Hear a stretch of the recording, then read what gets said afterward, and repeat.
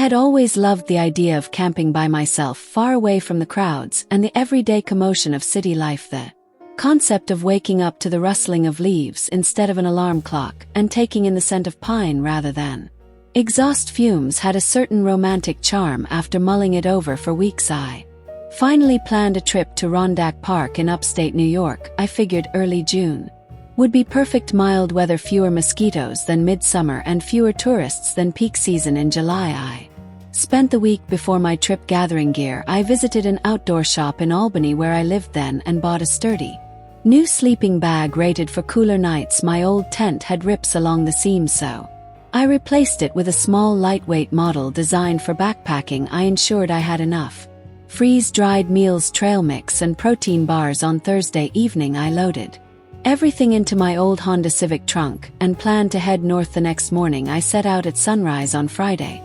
driving along Interstate 87, passing signs for Saratoga Springs, Lake George, and eventually the turnoff for the High Peaks region. The sky was a brilliant blue, dotted with only a few puffy clouds, and my anticipation grew with each mile. After about 2.5 hours I left the highway and ventured onto the smaller roads that wound deeper into the Adirondack Mountains. I passed through the picturesque town of Keene with its mom-and-pop shops and cafes. The mountains rose majestically in the distance, their slopes covered in dense evergreens and deciduous trees just beginning to show bright green leaves. Around midday I arrived at the trailhead parking lot near the Mount Marcy area. The sign read Adara High Peaks Wilderness, and there were a handful of other cars in the lot, but not so many that it felt crowded. I hoisted my backpack onto my shoulders, feeling the weight of all my supplies, and began my hike. I planned to follow a lesser-known trail that branched off from the main route leading to Marcy Dam, eventually finding a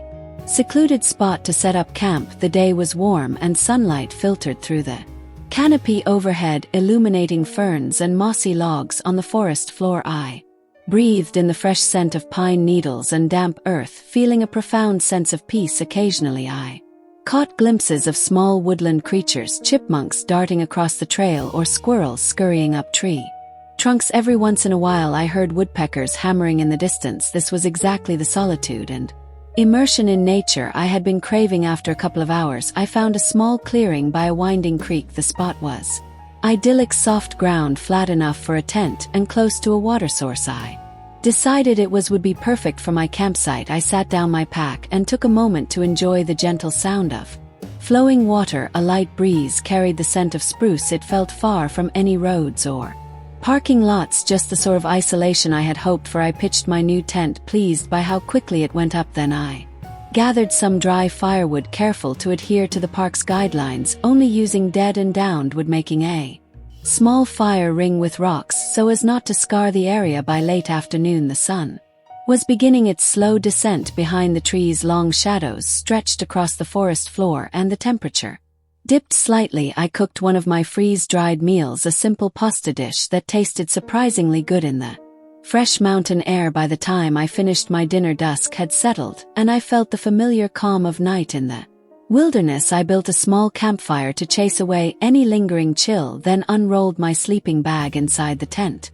Sitting by the crackling flames I watched stars appear overhead. The Adara, far from city lights, offered a gorgeous view of the Milky Way, something I rarely saw back in Albany. A soft hoot of an owl punctuated the stillness. The darkness felt comforting, at least initially, but as the evening wore on an uneasy feeling crept over me. Perhaps it was just the awareness that I was alone out here, more exposed than I'd ever been. I tried to reassure myself that many people camp solo and the wildlife in this part of the Adara generally avoid humans. I shook off my nerves and reminded myself that this was exactly the adventure I had wanted. At around 11 o'clock I was lying on my back, gazing up at the star-filled sky through a gap in the canopy when I heard a soft rustling in the nearby undergrowth. My first thought was that it might be a raccoon or a fox sniffing around. I sat up, heart pounding a little too hard, and grabbed my flashlight. I swept the beam across the bushes, catching only the glint of leaves, no telltale reflection of eyes. Convinced it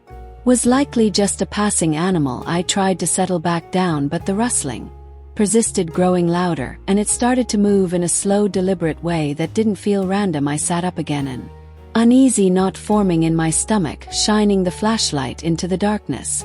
I could see the outlines of tall pines and the occasional flicker of a branch in the breeze, but nothing else. My campfire had dwindled to embers, offering little illumination after a minute of straining. My ears the sound stopped. I convinced myself to lie back down, though my pulse was racing. Sleep was elusive. I drifted in and out, each forest noise magnified by my imagination. Around midnight, I heard something that sent a jolt of adrenaline through me. Footsteps. These were not random scurries of a small animal. It sounded like a person walking, each step pressing leaves and twist twigs underfoot with care, as if trying not to be heard. My breath caught in my throat. I forced myself to sit up and call out, "Hello, who's there?" My voice wavered. The footsteps stopped abruptly. I held my breath, my heart hammering against my rib cage, waiting for a response. None came. The silence that followed felt even more unnerving than the footsteps themselves. I scrambled out of my sleeping bag, snatched a small hatchet I'd brought for chopping wood, and unzipped the tent. The cold night air washed over me as I stepped out. My flashlight trembled in my grip as I aimed it into the trees. At first I saw nothing but layered shadows, then a shape caught my eye, tall, human-like, lingering near the tree line. I couldn't make out a face or clothing details, but my instincts screamed that someone was there watching me. "What do you want?" I shouted, trying to project strength. I didn't feel the figure, didn't move. It stood there silent as a statue, then, as if a decision was made, it advanced a few steps. My heart leaped into my throat. Without a second thought, I dropped my flashlight and bolted into the woods. Branches whipped my arms and scratched my cheeks. In my panic, I forgot my sense of direction. I only knew I had to get away from the figure behind me. After running for what felt like an eternity, though it was likely only a few minutes, I saw a faint glow through the trees. My relief was immediate. An immense, small cabin with lit windows stood at the edge of a larger clearing. I dashed toward it, half stumbling, and pounded on the door. My voice came out in a ragged cry, "Please help me, someone's out here." The door opened to reveal an older man, perhaps in his 70s, wearing a flannel shirt and well-worn jeans. His eyes went wide at the sight of my frantic state, and he waved me inside without hesitation. "What on earth's the matter?" he asked in a gruff but concerned tone. "There's someone out there," I gasped, leaning against the wall. He was following me. The man peered out the window, switching off the interior light so he could see better into the darkness. "I don't see anyone," he murmured, "but I'll lock the door." He threw a bolt across the door and drew the curtain. I noticed a hunting rifle propped in a corner. "You injured?" he asked, looking me over. I shook my head, though my ankle throbbed from tripping over roots in my flight. The man brought me a glass of water, and I thanked him, my shaking hands splashing a bit of it onto the floor. He let me crash on a threadbare couch in the front room. Sleep came in restless increments, my mind haunted by the faceless figure in the woods. When the pale light of dawn finally arrived, the man offered to walk me back to my campsite to pack up. I hesitated, still jittery, but I knew I needed my gear. We both stepped outside. Scanning the tree line, there were only birds greeting the morning, their song carrying through the crisp air. We found my campsite undisturbed, no footprints, no sign of the intruder, nothing out of place except for my scattered belongings where I dropped them in haste. Still, the memory of that silhouette lurking beyond my campfire's glow was enough to convince me that my solo adventure had gone on long enough. I gathered my supplies, stuffed them into my pack, and thanked the man for his help. He simply nodded. "You be careful out here," he said quietly. "It's a big park, and not everyone you meet is friendly." On the hike back to my car, every crackle of a branch under my boots and every rustle of leaves in the breeze made me jump. Though I didn't see another soul the entire tray, I couldn't escape the prickling sensation on the back of my neck, as though I were still being watched. When I finally reached the parking lot, relief washed over me. I tossed my backpack into the trunk and slid into the driver's seat, shutting the door with a dizzy eye of slam as I turned the key in the ignition. I vowed to stick to more populated camping spots from then on, or maybe just invite a friend next time. My desire for solitude had led me to discover a much darker side of the wilderness than I had ever expected. Before we dive into the next story, if you're visiting our channel for the first time, don't forget to hit the subscribe button and turn on the bell icon to stay updated with our upcoming scary stories.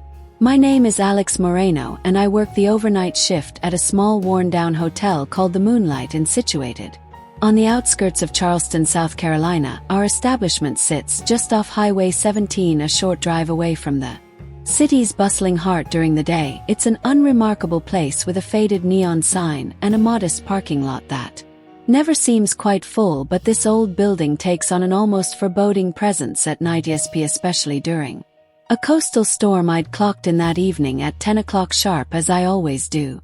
Outside, thick clouds gathered, and the forecast warned of torrential rain plus occasional thunder. The day staff looked relieved to hand off the shift as they bolted for home, hoping to beat the worst of the weather. After a quick rundown of the guest list, only 3 rooms occupied that night, and a glance at the daily log, I settled onto the tall stool behind the reception desk and began my usual routine, scanning the security monitors, listening for the phone, and doing my best to stay awake. By 11, the storm had rolled in with full force. The wind hammered against the eaves, and the rain battered the windows so relentlessly it almost sounded like someone knocking. From my vantage point behind the scarred wooden front desk, I could see flashes of lightning reflect off the parking lot's puddles. A dull hum of electricity reverberated through the building each time lightning split the sky, followed by a low rumble of thunder. I've always found the night shift to be a strange blend of monotony and tension. 90% of the time nothing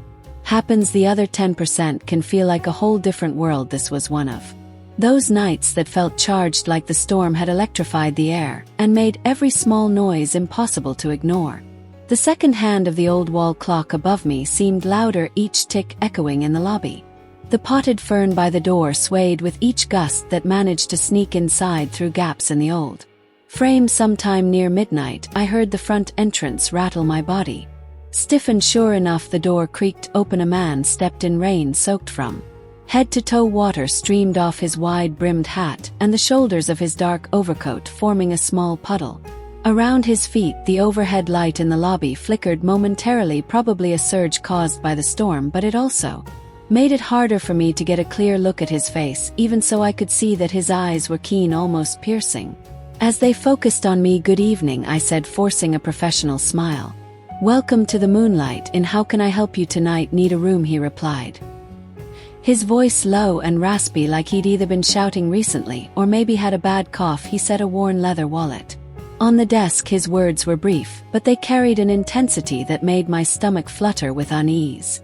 "Can all right," I answered. "Let's see what we've got available." I opened our booking software and noted we had several vacancies. This was no surprise given the weather and our out-of-the-way location. "We can offer you room 13 on the ground floor. Recently had some renovations done." I lied, though I hoped the thread-B carpet and chipped wallpaper might not be too off-putting. He slid his driver's license across the counter without waiting for me to ask. This motion was just slightly off, too rigid, too mechanical. I glanced at it. "Jack Harrison, with an address in Columbia, about 2 hours northwest of Charleston." Not suspicious on its own, but something about him felt off. I typed his information into our system, my fingers trembling slightly on the keyboard. "All right, Mr. Harrison," I said, handing him a key card. "Room 13 is just down the left hallway. Checkout is at 11 o'clock in the morning, but if you need anything through the night, just pick up your phone or come see me at the front desk." He gave a curt nod. "Thanks," he said, voice still rough, and he disappeared down the dim corridor. The overhead lights in the hallway buzzed as they swung on their chains, rattled by the draft that blew in through a small window at the end of the hall. Within seconds, the man was gone from sight, but a feeling of unease lingered. I tried to refocus on my routine tasks, checking tomorrow's reservations, confirming wake-up calls for the 3 other guests, and flipping through the night's housekeeping notes. Yet my mind kept drifting back to that name, Jack Harrison. It felt oddly familiar. I'd heard it before, but I couldn't place where. The tension in my gut wouldn't subside, so I decided to do a quick online search. Maybe I'd seen that name in local headlines or on a true crime blog. The storm outside provided a steady soundtrack of hammering rain and distant thunder. As I opened my browser, the results came up more quickly than I expected. There it was, an article dated 3 years prior from the state newspaper out of Columbia. "Jack Harrison still at large." The headline read. My heart rate spiked.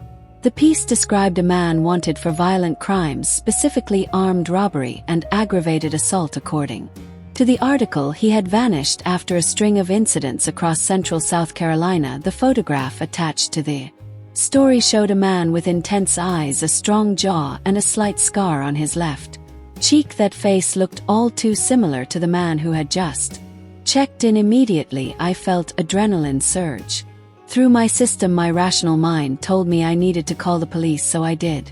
My hand shook as I dialed 911 on the lobby phone, trying to keep my voice. Even the dispatcher asked for details, location, subject description, and reason for concern. As calmly as I could, I explained that a man who matched the description of a wanted criminal from a past news story had just checked into the Moonlight Inn. I provided the address and told them he was in room 13. The dispatcher assured me that officers were on their way. Hanging up the phone, I found myself glancing at the security feeds. We have a small monitor that cycles through 4 different camera views: the front desk, the rear exit, the parking lot, and the first floor hallway. The feed for the hallway showed no sign of movement. Room 13's door was closed. The corridor was empty, and the only flicker came from the old overhead fixture. Rain pummeled the roof and thunder boomed nearby. Minutes dragged. Every tick of the clock felt elongated by tension. Finally, through the haze of the storm, I saw blue and red lights flashing across the parking lot pavement.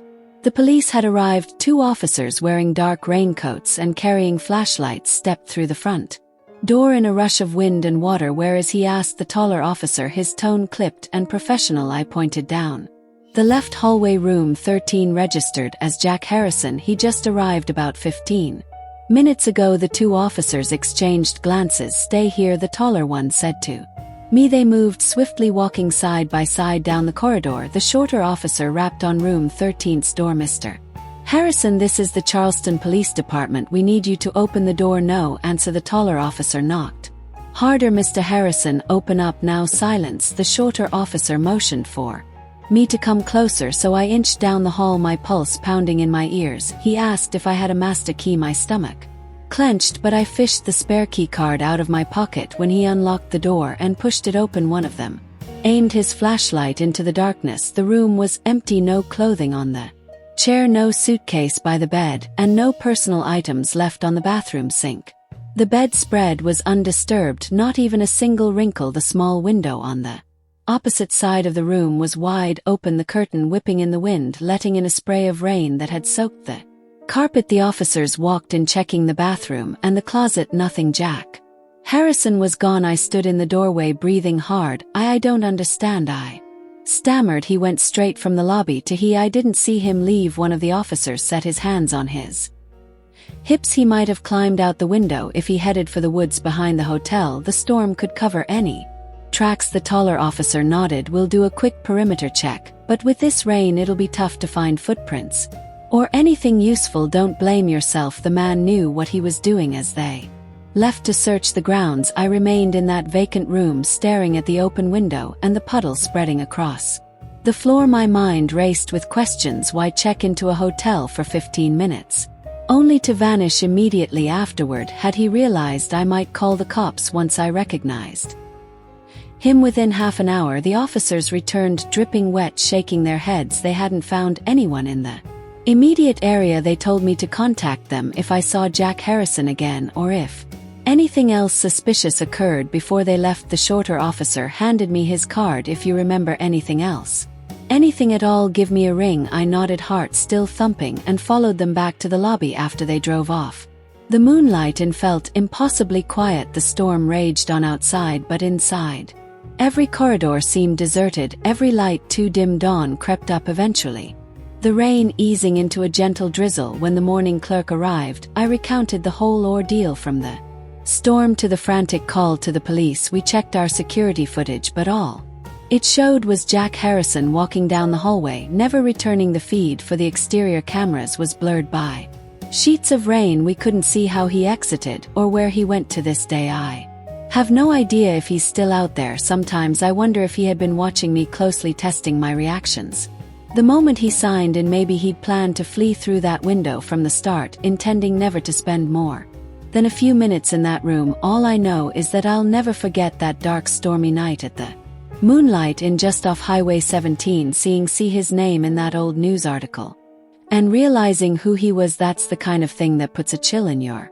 bones. I'm Gavin, and I've lived in the suburbs of Detroit all my life, growing Up I heard countless tales about the abandoned factories scattered around the city, once booming auto plants that fell silent as industries shifted and jobs moved elsewhere. People would say these places were haunted, or that they housed secret labs hidden from public view. My three closest friends, Tristan, Bobby, and Sarah, and I, never truly believed in ghosts or anything supernatural, but we'd always been curious about the remnants of our city's past. It was a chilly Sunday evening in late October, right when the leaves on the maples had turned bright shades of orange and red. The four of us were hanging out at Bobby's place, working our way through a stack of pizza boxes, when Tristan pitched an idea. Let's go explore the old Riverdale assembly plant, he said, wiping grease off his chin. I've heard it's easy to get in if you go around the back. Bobby and Sarah traded looks, and I felt a jolt of excitement mixed with a flicker of uncertainty. We'd all heard about Riverdale Assembly. It was built in the 1920s and had shut down decades ago, leaving behind a massive hulking structure that loomed beside the Detroit River. Windows had been smashed, metal beams were rusting, and rumor had it that a few people, either urban explorers or local squatters, still ventured inside every so often. Despite my nerves, the idea was too tempting to pass up. We piled into Tristan's old Honda around 9 o'clock that night, just as a brisk wind began picking up. The drive took us down Jefferson Avenue, past boarded-up buildings, the occasional newer development, and a few convenience stores that never seemed to close. Street lights flickered as we pulled on to an unmarked side road leading to the abandoned plant. By the time we parked, my stomach was twisting with anticipation. We hopped out onto cracked pavement littered with scraps of metal and broken glass. A chain-link fence surrounded the perimeter of the old factory, but we found a gap near the corner where the fence had sagged. Tristan held it open, and one by one we slipped through. Up close, Riverdale Assembly was even more imposing than I'd imagined. 5 stories of cracked concrete and shattered windows stared down at us in the gloom. I could make out old signage and enormous rusted metal that once welcomed workers through the main entrance. The wind funneled through open doorways, whistling through the hollow corridors within. I tugged my hoodie tighter and clicked on my flashlight. We made our way to a side entrance where the heavy steel door had long since been pried open. The moment I stepped inside, the temperature seemed to drop a few degrees. Dust swirled in the cone of my flashlight. I could hear the crunch of debris underfoot, each step echoing through the cavernous space. Tristan, always the most adventurous, took the lead. He shone his flashlight around what used to be the main production floor, pointing out rusted conveyor belts and the skeletal remains of assembly stations. Massive pillars rose into darkness where the overhead lights had once hung. The place smelled of mildew and stale air, and the corners were blanketed in shadows. I've heard people still come here for scrap metal, Bobby said, his voice low, but I don't know if that's just a rumor.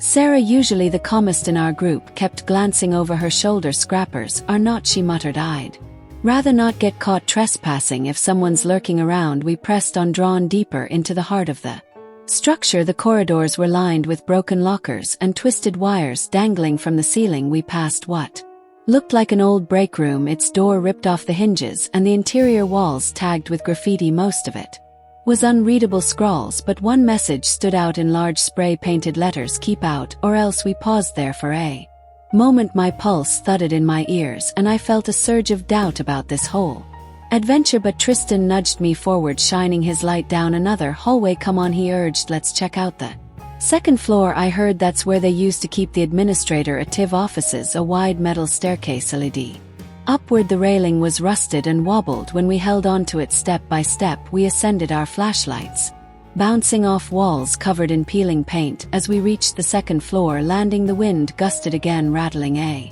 loose door somewhere behind us. Every sound was magnified up here. Rows of doorless offices ran along a corridor. Papers were strewn across the floor, some so old they disintegrated under our feet. Filing cabinets had been tipped over, and in one office a chair lay on its side next to a discolored rug. It all spoke of a rapid closure, as if people had picked up and left overnight. We moved on until we reached a large corner office. The glass in the windows was mostly intact, giving us a partial view of the Detroit River, illuminated by a faint glow from street lights. Outside, a battered desk sat in the corner, and Sarah rummaged through it, finding nothing but outdated brochures and bent paper clips. Suddenly, Bobby froze. He held up a hand for silence. Do you hear that? We all went quiet. I strained my ears and caught the faint sound of something skittering like small footsteps on concrete. Rats, I told myself, or maybe a raccoon that found its way inside, but it didn't quite sound like typical rodent noise. It was heavier, like a person stepping carefully. Sarah hissed, "Who's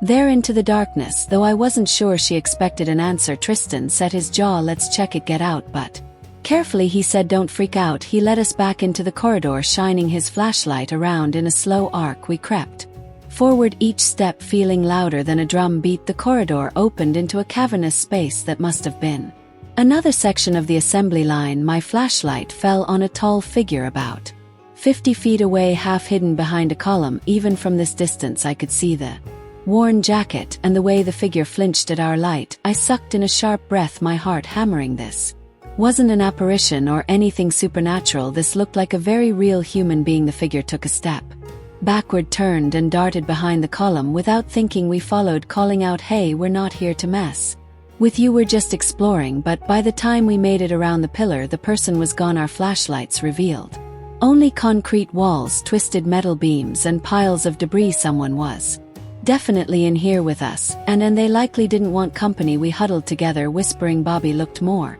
rattled than I'd ever seen him. "We should get out of here," he said, voice trembling. "If it's someone living in here, they might not appreciate us snooping around." Tristan nodded, glancing around warily. "We can head back the way we came. Let's move fast." Sarah squeezed my arm for reassurance, and we retraced our steps. I kept my flashlight high, searching the darkness for any sign that the figure was following us. My imagination conjured scenarios of a scrapper with a crowbar, desperate to keep their territory secret. Or maybe a group of people living in the recesses of the building who wouldn't be thrilled about intruders. We kept quiet as we navigated the corridors, the wind still whistling through the gaps in the walls.